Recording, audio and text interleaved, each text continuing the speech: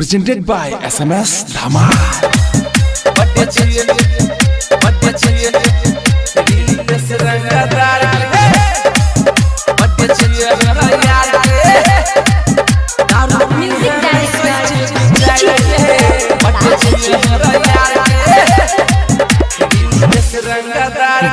हमारा यार के रीत रंगदार के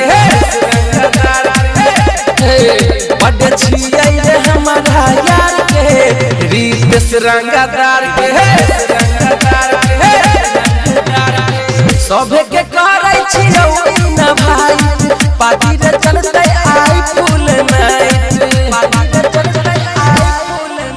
ऐते लवंडिया रे बंगाल के बड़े छियै हमरा यार के दारू पीहे नहीं सोच विचार के बड़े छियै हमरा यार के बड़े छियै हमरा यार के बड़े छियै हमरा यार के music director DJ Om Prakash ji कट तैरे केक चलते गोली बन धुक रे रील से हिल जेते इंस्टा फेसबुक रे लोड कर दहिया सामने चार को रे कट तैरे केक चलते गोली बन धुक रे रील से हिल जेते इंस्टा फेसबुक रे आप सब बुले मिलके एक साथ दही बधाई सब हल्ला पाड़ के रीत रंगदार के बड़े छियै रे हमारा यार के रीत रंगदार के बड़े छियै हमरा यार के बड़े छियै हमरा यार के music director DJ Om Prakash ji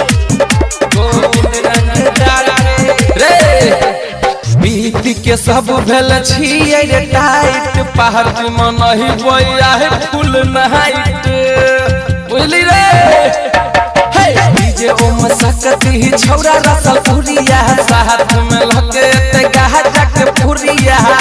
मुंह रखियो हाथ से मिलके गोविंद श्रीकांत के लगई है बजाई के रीत रंगदार के